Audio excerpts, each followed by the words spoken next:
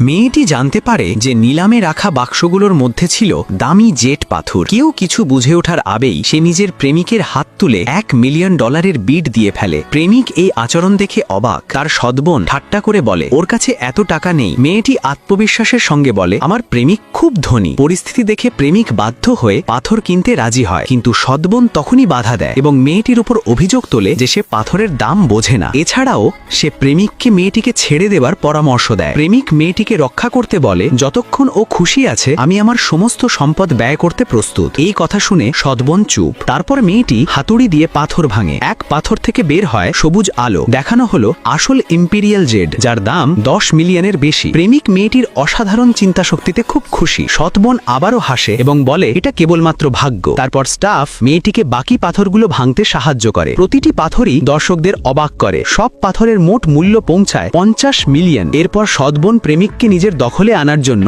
মেয়েটিকে একটি বিজনেস মিটিংয়ে ডাকে। মেয়েটি তাকে অনুসরণ করে এবং দেখতে পায় তার প্রেমিক সৎবোনের সঙ্গে খুব কাছাকাছি বসে আছে। মেয়েটি রেগে খাম্বায় হাত মারে। খাম্বায় ফাটল ধরে যায় এবং সৎবোন ও প্রেমিকের দিকে রাগে চিৎকার করে, দূরে যাও, আমার প্রেমিক থেকে দূরে থাকো। প্রেমিক বোঝানোর চেষ্টা করে, কিন্তু মেয়েটি আরো রেগে যায়। সে মাটিতে পা মারে, টেবিল ভেঙে যায় এবং সৎবোনকে সতর্ক করে যে তার প্রেমিকের দিকে আর হাত দেবেন না। এরপর মেয়েটি পালিয়ে যায়। প্রেমিক তার পিছু নিয়ে আসে, বোঝানোর চেষ্টা করে। প্রেমিককে ধরে সে বলে, তোমাকে অন্য কোনো মহিলার এত কাছে আসা উচিত নয়। আমি এখন বাড়ি ছাড়ছি এবং আমাদের সম্পর্ক শেষ। এই খবর শুনে প্রেমিকের দাদি মেয়েটিকে মানানোর চেষ্টা করে। সে মেয়েটির বিছানার পাশে সোনার ইটের পাহাড় সাজিয়ে রাখে এবং অনুরোধ করে, প্লিজ চলে যেও না।